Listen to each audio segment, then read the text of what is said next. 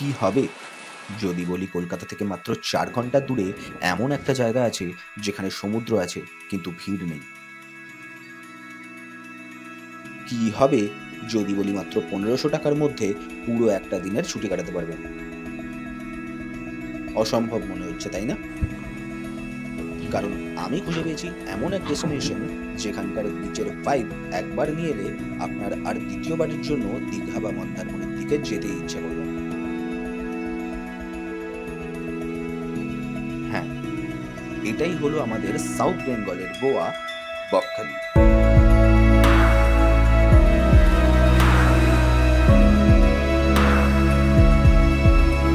এই বিচ একটা ইন্টারেস্টিং জিনিস দেখাচ্ছি, দেখো এইখান দিয়ে হচ্ছে বিচ শুরু, ঠিক আছে? আর এখানে লোকজন স্নান করছে, আর এর ঠিক ওপারটা করেই দেখো আবার বালি শুরু হচ্ছে। বালির আবার ওপাশে দেখো অনেকগুলো লোকজন ওখানে বসে আছে, ওরা যেখানটা করে আছে সেখান থেকে আবার মেন সি স্টার্ট হচ্ছে।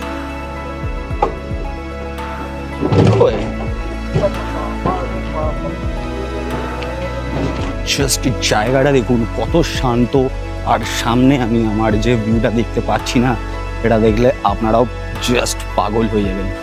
তো জাস্ট এলাম আমরা এখন কার্গিল সি বিচে, আর জাস্ট এই সি বিচে যে সানসেট হয়, এইরকম সানসেট দীঘাতেও আমরা দেখিনি। বেসিক রুম, বেশি কিছু অ্যামিনিটিস নেই, টিভি ফিভি দেখতেই পাচ্ছেন, টিভি ফিভির জায়গা খালি, টিভি ফিভি কিছু নেই। তো এটা হচ্ছে রুম, আর এইটা হচ্ছে ভোর 5:30টায় বেরিয়ে পড়লাম ধর্মতলার উদ্দেশ্যে। কাল রাতের বৃষ্টির পর আজকের ভোরের এই আকাশটা যেন সদ্য ধুয়ে রাখা ক্যানভাস। ধর্মতলা থেকে 6:30টায় বাস বুক আছে ওয়েস্ট বেঙ্গল গভর্নমেন্টের এসি ভলভো।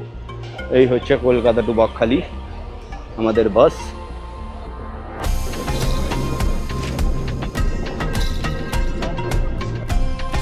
বাসে উঠেই দেখি ড্রাইভারের পিছনের একদম সামনের সিটটা আমাদের। থ্যাঙ্কস টু জয়ন্তদা, যে কিছুদিন আগেই এই সিটের টিকিট আগে থেকে অনলাইনে কেটে রেখেছিল।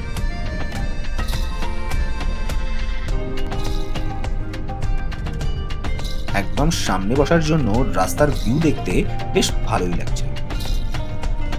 এদিকের রাস্তাগুলো সরু হলেও এখানকার ন্যাচারাল বিউটি বেশ ভালো।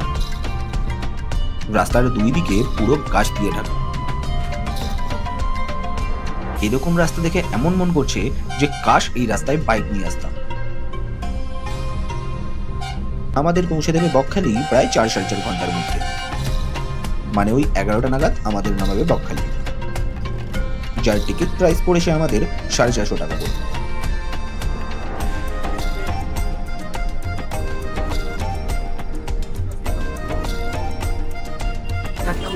কি আছে কাকা? হ্যাঁ, কি আছে? এটাই পরোটা হবে, প্লেন লুচি হবে, হিঙের কচুরি হবে, আচ্ছা, ডিম টোস্ট হবে, বাটার টোস্ট হবে, হ্যাঁ, ঘুগনি মুড়ি, আলুর দম মুড়ি, গরম গরম জিলিপি। বাহ, পরোটা কত করে? 20 টাকা 100 গ্রাম। আচ্ছা। আমাদের সঙ্গে ছোলার ডাল আছে, ঘুগনি আছে, আলুর দম আছে, যার যেটা পছন্দ। ঠিক আছে। আর জিলিপি কত করে? 20 টাকা 100 গ্রাম, 5 টাকা পার পিস। আচ্ছা। হোটেল রূপসী বাংলা, এই হোটেলেই আমরা কথা বলে রেখেছিলাম। এটা হচ্ছে হোটেলের রিসেপশন, আর এই একদম রিসেপশনের পাশেই এই রুমটা আমাদেরকে অ্যালোকেট করা হয়েছে। এটা হচ্ছে রুম। এখানে একটা ড্রেসিং টেবিল রয়েছে, বিছানা রয়েছে, ব্যালকনি আমি দেখাচ্ছি, আর এই হচ্ছে ওয়াশরুম, কমোড আছে, একটা বেসিন আছে, আর শাওয়ার তো অবভিয়াসলি আছেই। তো বেসিক রুম, বেশি কিছু অ্যামিনিটিস নেই, টিভি ফিভি দেখতেই পাচ্ছেন, টিভি ফিভির জায়গা খালি, টিভি ফিভি কিছু নেই। তো এটা হচ্ছে রুম, আর এইটা হচ্ছে কাণ্ড হয়ে গেছিলো এক্ষুনি, এটা পুরো খুলে, আমি এটাকে সরাতে গেছি, এটা পুরো খুলে নিচে পড়ে গেল। ঠিক আছে, আর এটা হচ্ছে হোটেলের ব্যালকনি। আমরা একদম ফার্স্ট ফ্লোরেই আছি, গ্রাউন্ড ফ্লোর মানে, তো একদম অ্যাক্সেসিবল। আর এই হচ্ছে রুম। কি ওয়াইফাইও আছে এই হোটেলে? কন্ট্যাক্ট ডিটেলস আপনাদের এইখানে পেয়ে যাবেন। ঘড়িতে বাজে 11:15, আর এখন যাচ্ছি সমুদ্রের ধারে। এতদিন তো দীঘার বিচ দেখেছি, থাইল্যান্ডেও দেখেছি বিচ, বাট বকখালির বিচ ফার্স্ট টাইম দেখবো। আর সামনের দিকে জাস্ট রাস্তাটা দেখো, কি সুন্দর রাস্তা। আর সত্যি কথা বলতে গেলে ওয়েদারটা সকালবেলা কিন্তু খুব মানে বিরক্তকরই লাগছিল যে বৃষ্টি হবে হয়তো সারাদিন, দিনটা মাটি হয়ে যাবে, কি হবে না হবে বুঝতে পারছিলাম না, আসবো কি আসবো না সেটা নিয়েও একটা চিন্তা ছিল। But finally we are here, আমরা পৌঁছে গেছি। আর পৌঁছে জাস্ট ফার্স্ট গ্লিমসটা দেখো বকখালি বিচের।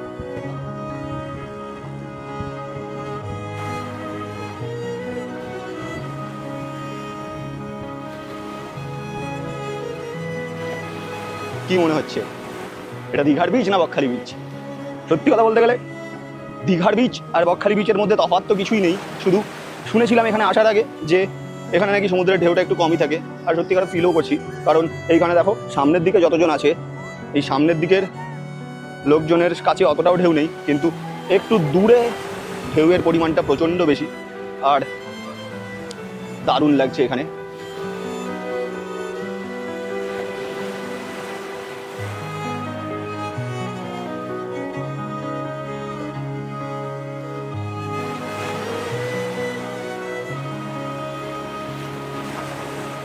বকখালি সৈকতের একটি বিশেষত্ব হলো মূল সমুদ্রে পৌঁছানোর আগে আপনাকে একটি ছোট্ট নদী পার করতে হবে।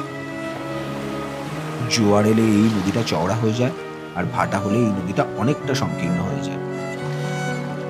তো সকালবেলা যখন আমরা এই নদীটাকে ক্রস করে সমুদ্রের ধারে এলাম, তখন নদীটা অনেক সংকীর্ণ ছিল। ক্রস করছি,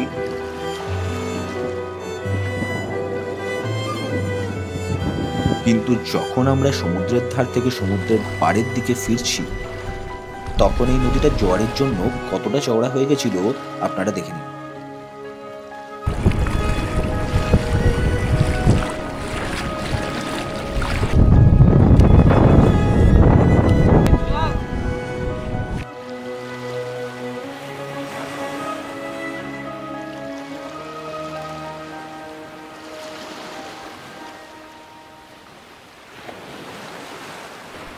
একটা হাতেই থাক, ব্যাস ব্যাস ব্যাস। ওই দেখুন এখানে আছে ভাত, ডাল, এখন ধোয়া হচ্ছে গরম গরম। এখানে আছে আলু ভাজা, এখানে আলু বাঁধাকপির তরকারি, পেঁয়াজ, লেবু, লঙ্কা।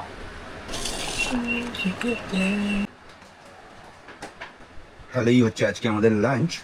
সকালবেলা ভাত, ডাল, আলু ভাজা, বাঁধাকপি, তারপরে স্যালাড রয়েছে, পাঁপড় রয়েছে, আর এর সাথে রয়েছে চিকেন। আর এই হচ্ছে চিকেন চলে এসছে। স্মেল তো ভালোই ছাড়ছে, আশা করছি খাবারটাও ভালো হবে।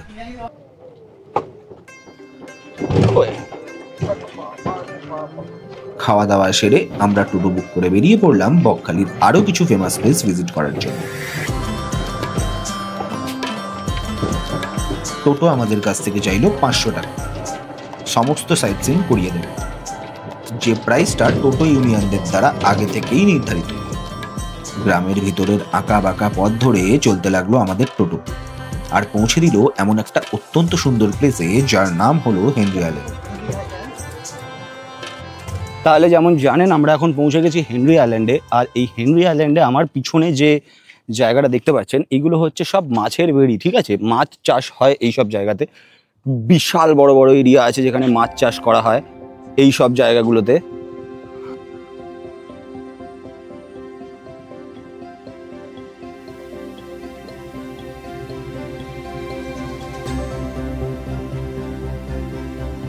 এখানে লেখা আছে সমুদ্রে কেউ নামবেন না।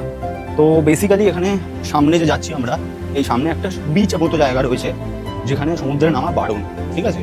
তো কিপ ইন মাইন্ড সমুদ্রে একদমই নামবেন না।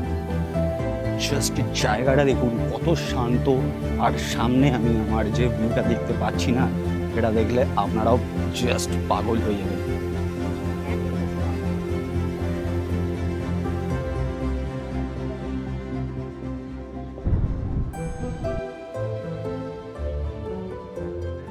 এই হচ্ছে হেনরি আইল্যান্ডের সি বিচ, আর আমি এখন দাঁড়িয়ে আছি এইরকম একটা পিলারের উপর, যথেষ্ট উঁচু জায়গা।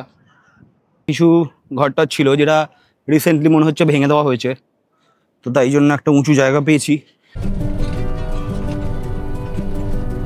আবার বেরিয়ে পড়লাম এক হিডেন প্লেস এক্সপ্লোর করতে, যে জায়গাটাকে এখানকার লোকাল লোকেরা বলে লাল কাঁকড়া বিচ। ইউ ওয়ন্ট বিলিভ কি আমি এখন সামনে কি ভিউ দেখতে পাচ্ছি। এই হচ্ছে সামনের ভিউ।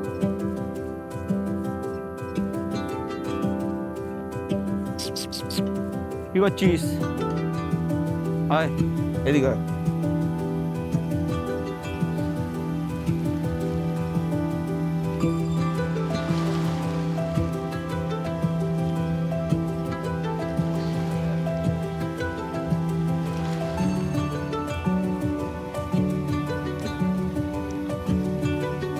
আর লাল কাঁকড়া বিচে এসে লাল কাঁকড়া দেখতে পাবো না, সেটা কি করে হয়? এই জায়গাটাকে অসংখ্য লাল কাঁকড়া নিজেদের ঘর বানিয়েছে। এখানে পুরো বালি জুড়েই প্রায় এরকম ছোট ছোট গর্ত দেখতে পাবেন, যেখানে লাল কাঁকড়াগুলো থাকে। দূর থেকে তো লাল কাঁকড়াগুলোকে আপনি দেখতে পাবেনই। এই দেখো লাল কাঁকড়াগুলো পালিয়ে পালিয়ে সব গর্তে ঢুকে যাচ্ছে। এই দেখো এই যে গর্তটা দেখতে পাচ্ছ, এই গর্তের ভিতরেই থাকে লাল কাঁকড়া। ঠিক আছে, দেখো এখানে সমস্ত জায়গায় জায়গায় এরকম ধরনের গর্ত আছে। এখন হচ্ছে 5টা বিকাল, আর এই দেখো সমুদ্রের ধারে সকলে ক্রিকেট খেলছে বাচ্চারা। জাস্ট দারুণ অ্যাটমসফিয়ার। হ্যাঁ, এরকম অ্যাটমসফিয়ার আমাদের ওখানে কেন থাকে না সত্যি? দেখতে দেখতে সূর্য মামার ডোবার সময় হয়ে এলো। টোটো থেকে সানসেটের সময় নেচারের এই কালারফুল খেলা দেখতে দেখতে আমরা চললাম কার্গিল সি বিচের দিকে।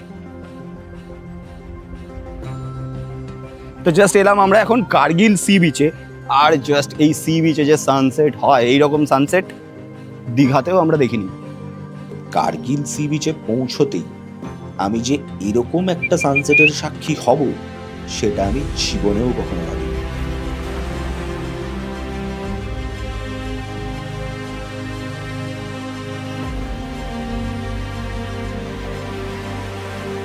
সূর্যের রিফ্লেকশনটা জলে এমন ভাবে পড়ছে যেন মনে হচ্ছে আকাশ আর সমুদ্র যেন একদম এক হয়ে গেছে। এরকম সানসেটের সাক্ষী হওয়ার জন্য সত্যিই লাকি হতে হবে। নীল সমুদ্র ও ঘোলাটে জলের সমুদ্র তো অনেক দেখেছি, কিন্তু নেচার আজ আমাদের অরেঞ্জ সমুদ্র দেখালো। কি দারুণ লাগছে যা সানসেটটা।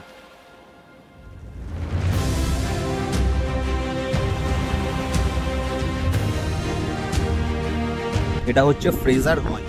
এই হচ্ছে ফ্রেজার সাহেবের বাংলো। এই বাংলোটা এইরকম জায়গাতে অবস্থিত বলে এই যে জায়গাটাকে বলা হয় ফ্রেজারগঞ্জ। আর যে বিচ এরিয়াটা রয়েছে, সেই বিচ এরিয়াটা রয়েছে এইটার ঠিক ওপারে।